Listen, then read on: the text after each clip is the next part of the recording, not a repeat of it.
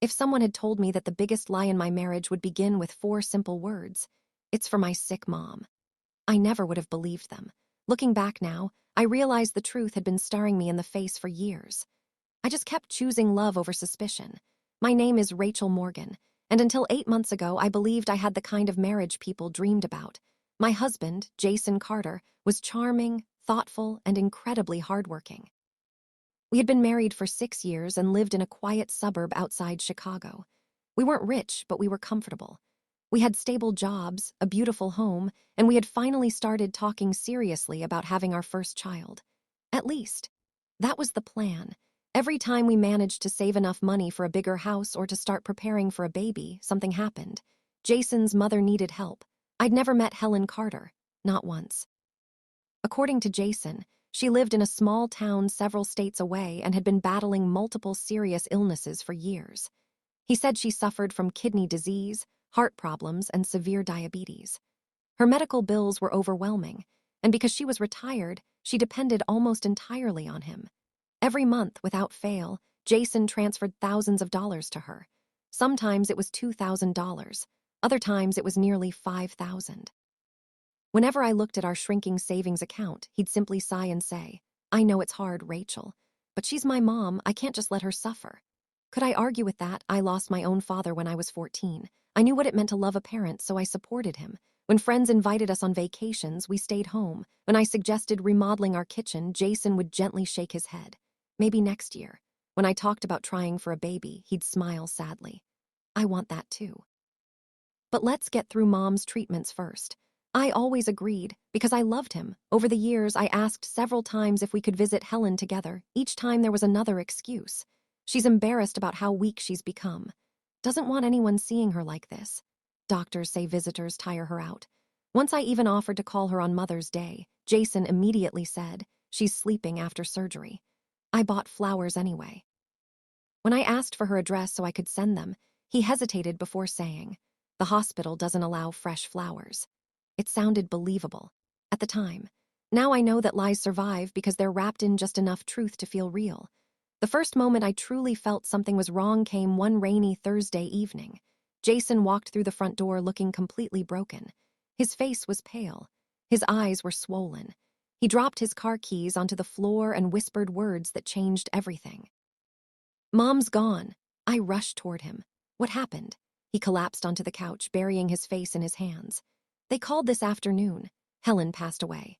Wrapped my arms around him as he cried harder than I'd ever seen him cry. For the next several days, our home was filled with silence. Jason spent hours making phone calls behind closed doors. Whenever I walked into the room, he'd quickly end the conversation. I assumed he was speaking with relatives. After all, grief affects everyone differently. He told me the funeral would be held that Saturday in a small town nearly 3 hours away. Part of me felt incredibly sad. Another part felt relieved. After 6 years, I was finally going to meet the family I'd heard so much about. Little did I know. That funeral would uncover a secret capable of destroying everything I believed about my marriage. For a few long seconds, nobody moved.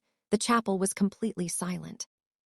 The woman standing in the doorway looked around in confusion before her eyes settled on Jason. "Jason," she said again, "what are you doing here?" I looked from her to my husband. His face had gone ghostly white, his lips parted, but no words came out. The woman slowly stepped farther into the chapel. "I'm sorry," she said to everyone. "I think I walked into the wrong funeral." Funeral director hurried toward her. "Ma'am, could you tell me your name?" She smiled politely. "Helen Carter."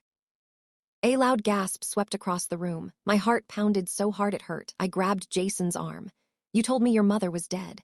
He wouldn't even look at me. The funeral director frowned. There must be some terrible misunderstanding. An elderly gentleman stood from the front row and walked toward Helen with tears in his eyes. "Helen, thank goodness you're all right." She hugged him. "Robert, what's going on? Why is everyone staring at me?" He pointed toward the casket. "They told us this was your funeral." Helen's smile disappeared. "My funeral?" She looked horrified. "What are you talking about? I was grocery shopping." She slowly turned toward Jason. "Did you tell people I died?" Jason finally found his voice. I can explain," I interrupted. "You're going to explain to me." Every eye in the room shifted toward us. Helen looked at me kindly. "And you are?" "I'm Rachel," I answered. "Jason's wife." Her eyebrows shot up. "Wife," she stared at Jason. "You got married?" I blinked. Didn't know, she slowly shook her head. I haven't spoken to my son in almost 7 years. My stomach dropped. 7 years, Jason and I had been married for 6. That meant his own mother didn't even know I existed. I stepped backward, unable to process what I had just heard. What do you mean you haven't spoken? Helen sighed. Jason stopped answering my calls years ago. He changed his phone number and moved without telling me where he lived. I looked at my husband.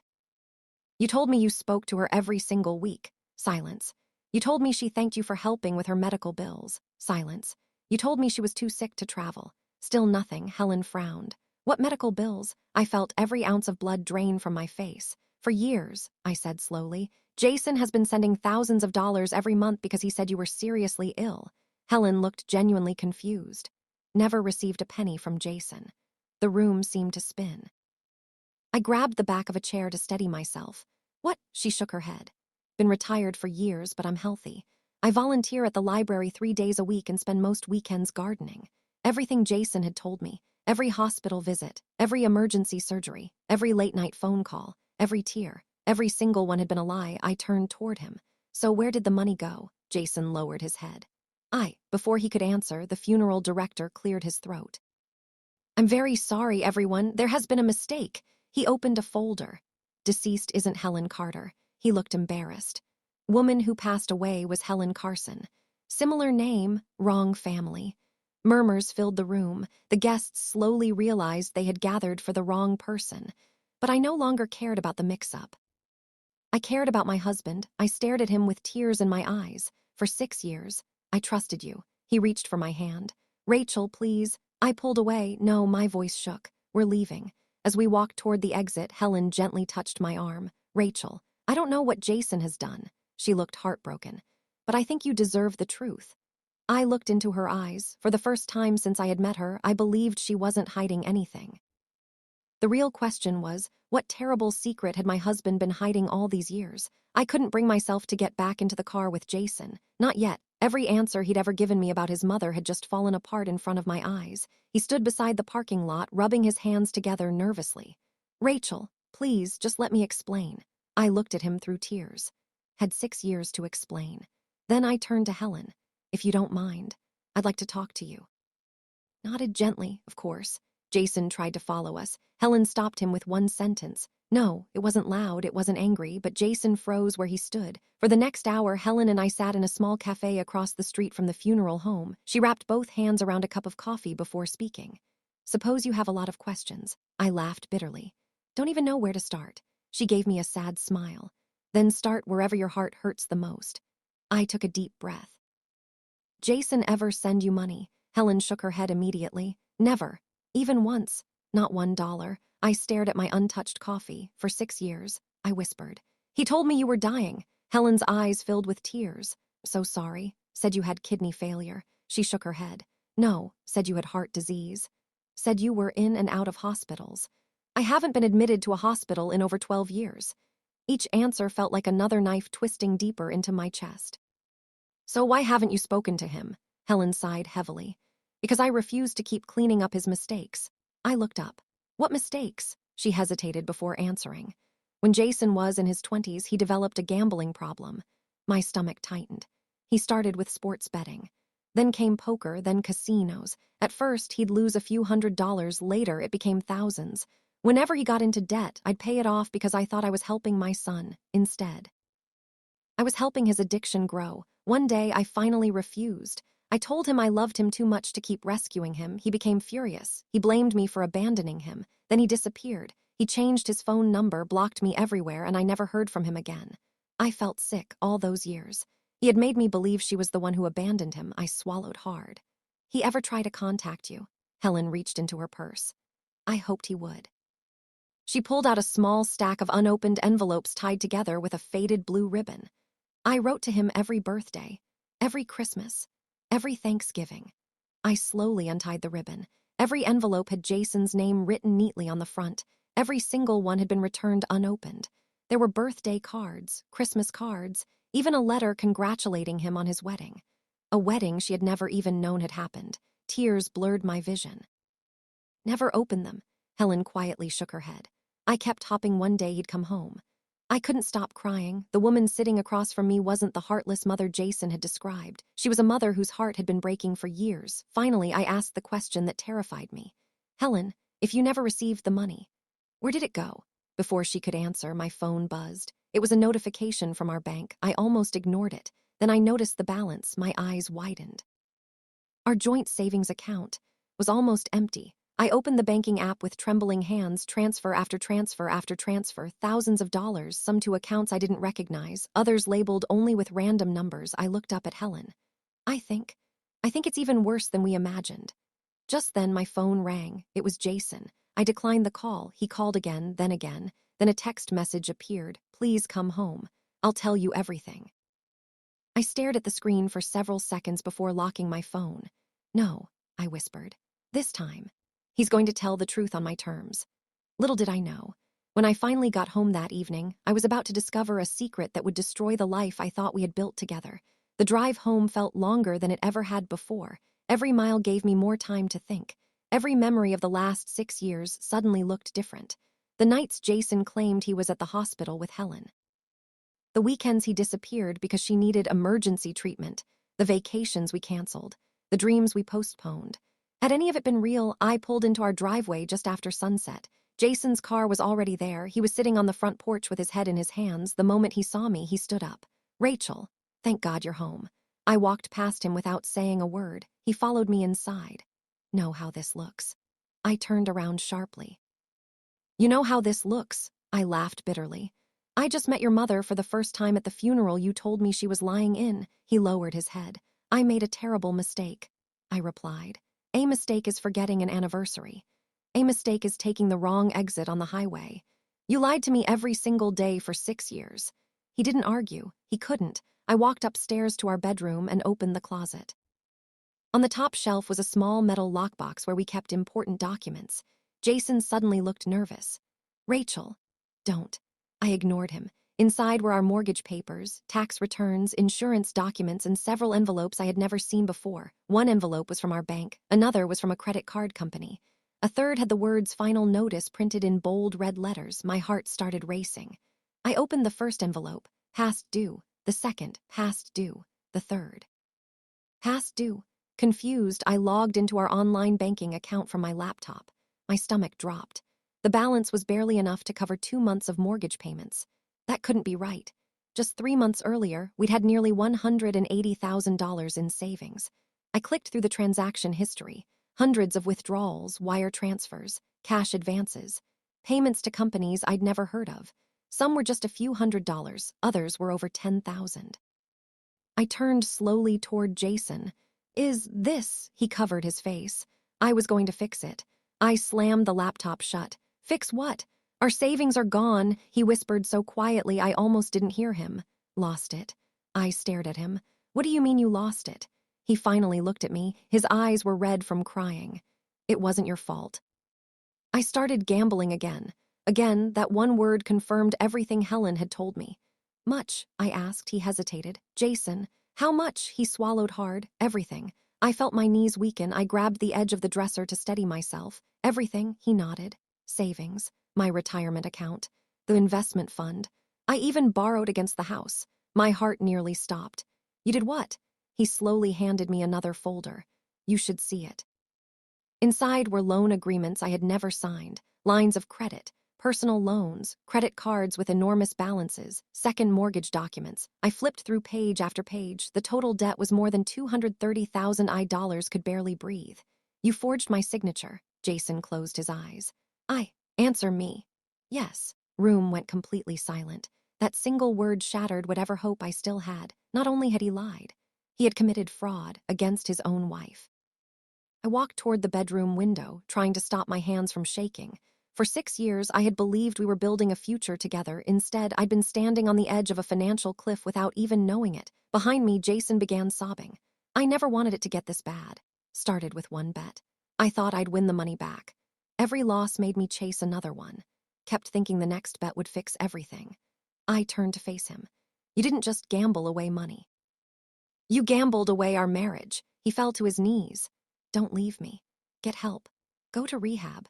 Do anything. Tears rolled down my cheeks. Part of me still loved the man I'd married, But another part realized something painful. I didn't know who that man was anymore. As I stood there in silence, someone knocked on the front door. Jason looked confused. I wasn't expecting anyone. Neither was I when I opened the door. I found two men in dark suits standing on the porch. One of them held up a badge. Carter?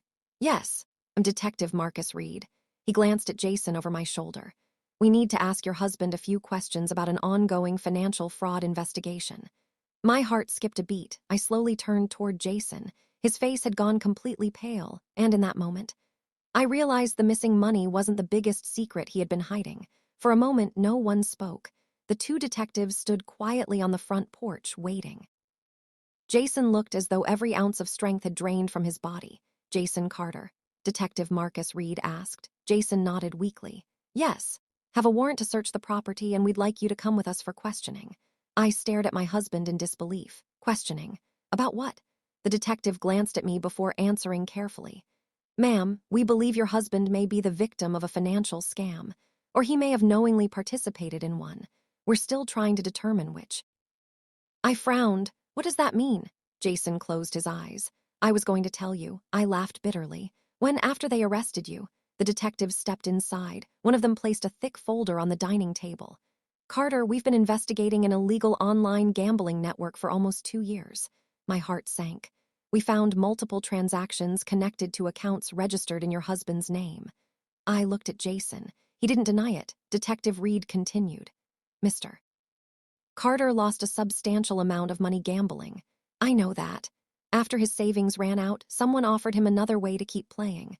I held my breath. He was instructed to open bank accounts and move money through them. Jason whispered, I didn't know what it was at first. Detective looked directly at him. Whether you knew or not is what we're trying to establish. I couldn't believe what I was hearing. So, the money wasn't just lost gambling. Jason shook his head, tears rolling down his face. Some of it was. Then I borrowed money. When I couldn't repay it, they threatened me. They said if I didn't cooperate, they'd come after you. My anger paused for the first time. They threatened me, he nodded. They knew where we lived. They had pictures of our house. They even knew where you worked. I felt a chill run through my entire body. I thought if I kept doing what they asked, they'd leave you alone. Detective Reed spoke gently. Unfortunately, that's how these criminal organizations trap people. Jason buried his face in his hands. I was terrified. I wanted to tell you 100 times. Every day it became harder. I believed he was afraid, but fear didn't erase 6 years of lies. It didn't replace the money. It didn't rebuild trust. One detective handed me another document. Carter, we also discovered something important. I looked down. It was a list of every bank transfer Jason had made over the past 6 years. There were hundreds. Some I recognized. Many I didn't. Then I noticed something strange. Several transfers had been reversed. Why are these highlighted? The detective smiled slightly. Because those funds were recovered. I looked up. What? We froze several accounts belonging to the criminal organization last month. Based on what we've recovered so far, there's a good chance a significant portion of your money can be returned. I couldn't believe my ears. Serious? We can't promise everything. We're optimistic. The first time that day, I felt a tiny spark of hope. Jason looked at me. I'm so sorry, Rachel. Never stopped loving you. I wiped away my tears. I believe you loved me. Love without honesty isn't enough.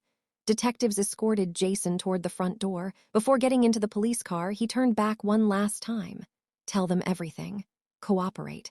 Spend the rest of my life trying to make this right. I didn't answer. I simply watched as the car disappeared down the street. The house felt impossibly quiet. I walked into the living room and sat on the couch where Jason had told me months earlier that his mother had died. That lie had started the unraveling of everything. Just then my phone rang. It was Helen. I heard what happened, she said softly. You all right? I finally let myself cry. No, not. There was a brief silence before she spoke again. You don't have to go through this alone. Simple words meant more than she could ever know, because in the middle of losing the man I thought I knew, I had unexpectedly found the mother-in-law I never had the chance to meet. I had no idea that the weeks ahead would bring even more difficult choices, including one decision that would change both my life and Jason's forever. The next few weeks passed in a blur. Some mornings, I woke up convinced the last 6 years had been nothing more than a terrible nightmare. Then I'd walk into the kitchen, see the empty chair where Jason always drank his coffee, and reality would hit me all over again. The detectives continued their investigation. They searched our house, examined our financial records, and asked me countless questions. Thankfully, they quickly realized I had known nothing about Jason's gambling or the fraudulent accounts. I was officially cleared of any involvement. That should have brought me peace. Instead, I felt numb. One afternoon, Detective Marcus Reed called. "Mrs. Carter, Jason has been fully cooperating." "What does that mean?" I asked. "He has provided information that's helping us dismantle the gambling network. Several arrests have already been made." I closed my eyes. "So, what happens to him?" "There will still be consequences," he replied honestly. "But his cooperation will likely work in his favor." After hanging up, I sat in silence for a long time. Despite everything Jason had done, I didn't want to see his life completely destroyed. A few days later, I received a letter. It was from Jason. The envelope was handwritten. For several minutes, I simply stared at it. Part of me wanted to throw it away unopened. Instead, I took a deep breath and unfolded the letter. "Rachel, you don't owe me your forgiveness, and I know I don't deserve another chance." I lied because I was ashamed. Then I kept lying because I was afraid. Eventually, I couldn't remember how to tell the truth without losing you. None of that excuses what I did. I betrayed your trust, stole the future we planned together, and hurt the one person who loved me unconditionally. If I could undo everything, I would. I can do now is accept the consequences and hope that one day you'll remember at least one good thing about the man I used to be. I'm truly sorry. Jason. By the time I reached the last line, tears blurred the page. I wasn't crying because I wanted him back. I was crying because I finally believed he was telling the truth. For the first time in years, there were no excuses, no stories, no fake emergencies, just the painful truth. The following weekend, Helen invited me to her house. It was the first time I'd ever visited. The small white home was warm and welcoming, with flowers blooming in the front yard and family photographs covering the walls. I noticed several pictures of Jason as a little boy. He looked so happy, so full of life, Helen said as she noticed me looking. He used to make everyone laugh. What happened? I asked quietly. She sighed. Addiction happened. We spent the afternoon talking. She told me stories about Jason's childhood, his dreams of becoming an architect, and how gambling slowly changed him into someone she barely recognized. I stopped helping him because I thought it was the only way he'd face reality, she said. Never imagined he'd create an entirely new life without me. Before I left, Helen hugged me tightly. "No, you're hurting. Don't let Jason's choices define the rest of your life." Those words stayed with me for days. A month later, Detective Reed called again. "Have some good news." My heart raced. Court approved the release of a portion of the recovered funds. I almost dropped the phone. Much, nearly $140,000.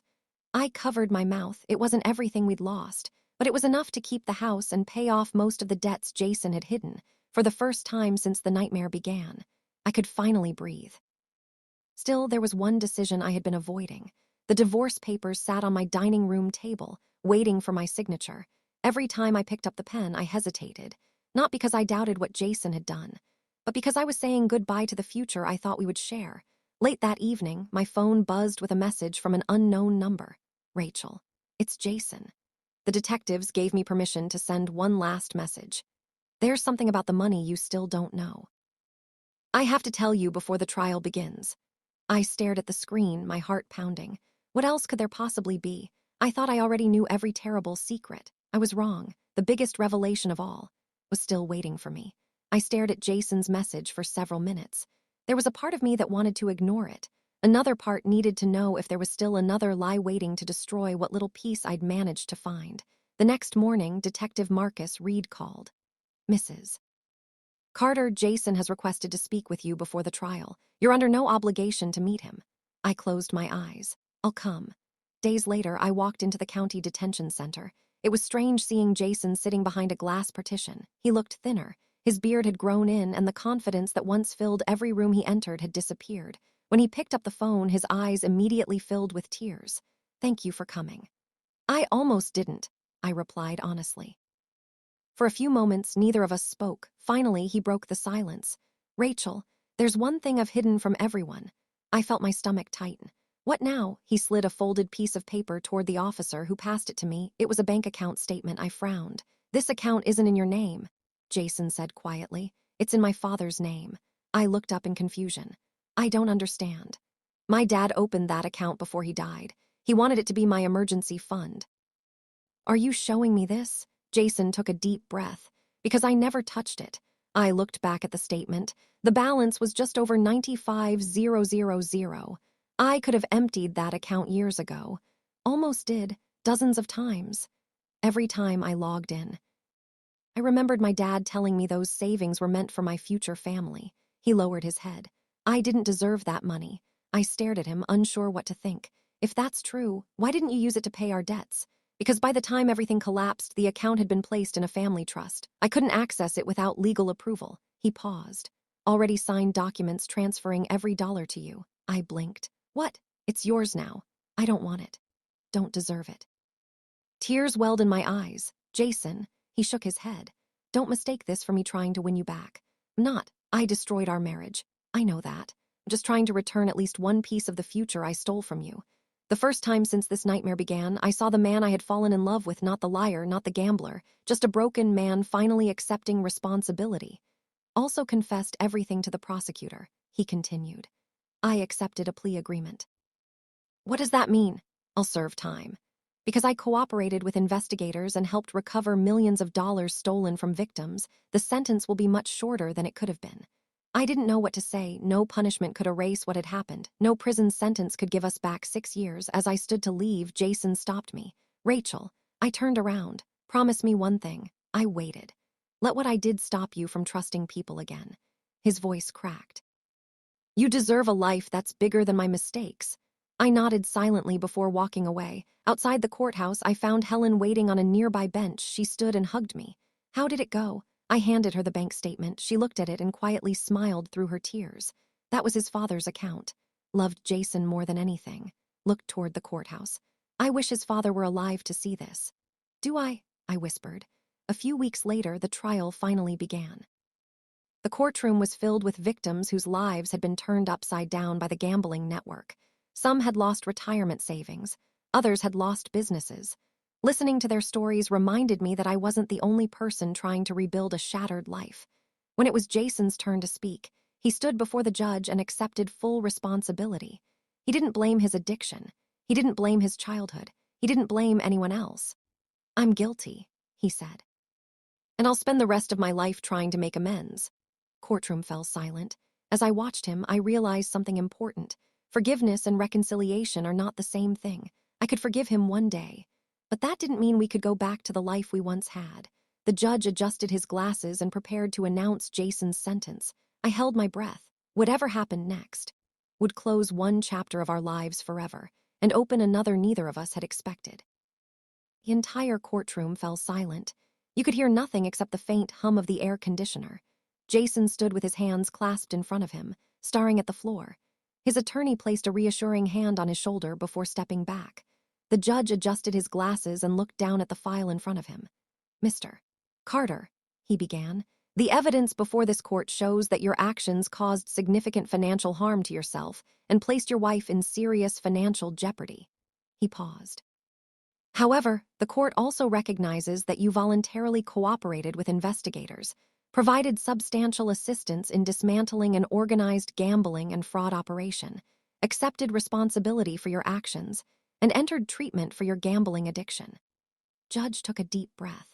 Those reasons, this court sentences you to 18 months in federal prison, followed by 3 years of supervised release.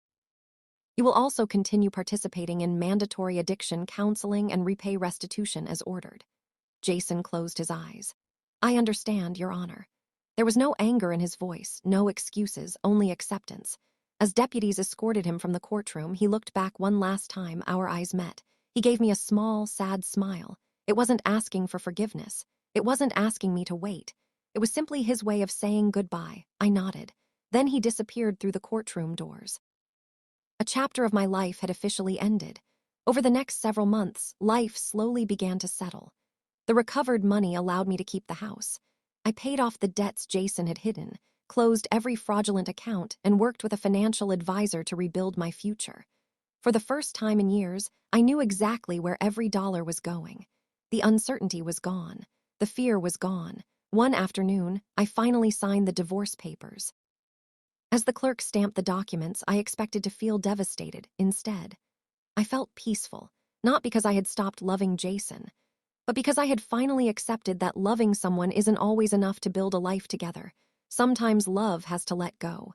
Helen remained part of my life. Every Sunday, we met for lunch.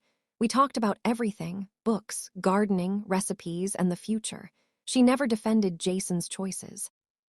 She simply loved him while accepting the consequences of his actions. One afternoon, she smiled and said, "You know, I lost a son to addiction for many years." She reached across the table and squeezed my hand. But somehow, I gained a daughter. That was the moment I started crying, because despite everything I'd lost, life had quietly given me something unexpected: family. Nearly a year later, I received one final letter from Jason. This time, I opened it without fear. Inside, he wrote, "Rachel, by the time you read this, I'll have completed another year of counseling. Every day I wake up knowing I can't change the past. Every day I also choose not to become the man who lied to you. Asterisk, I'm studying architecture again. Asterisk, I volunteer with a program that helps people struggling with gambling addiction. If sharing my story keeps even one family from falling apart like ours did, then maybe something good can come from all the pain I caused. Thank you for loving me when I didn't know how to love myself honestly. I hope your future is everything I prevented it from being. Goodbye, Rachel." I folded the letter carefully and placed it inside a small wooden box, not because I wanted to hold on to the past, but because I wanted to remember the lesson it taught me. People make mistakes. Some mistakes can be forgiven. Others change your life forever. Today, I'm engaged to someone new. Before we got serious, I told him everything. Every lie, every tear, every mistake. He listened without interrupting. When I finished, he simply smiled and said, "You don't have to earn honesty with me. It's something we give each other every day." Those words healed a part of my heart I thought was broken forever. Looking back, I don't hate Jason. I don't even regret loving him, because love wasn't my mistake. Ignoring the warning signs was. If there's one thing I hope you take away from my story, it's this: trust is one of the greatest gifts you can give another person. Protect it, value it, and never let guilt convince you to ignore the questions your heart keeps asking. Sometimes the truth hurts, but living a lie hurts far more. Thank you for reading my story. And if you're going through something similar, remember this: you can survive betrayal. You can rebuild. And sometimes, after your life falls apart, you discover the strongest version of yourself waiting on the other side. What do you think? Did Rachel make the right decision by ending the marriage, or should she have given Jason another chance after he finally told the truth? Share your thoughts in the comments. I read as many as I can. If you enjoyed this Reddit story, please like the video, subscribe to the channel, and turn on notifications for more unforgettable stories every week. Thanks for watching, and I'll see you in the next story.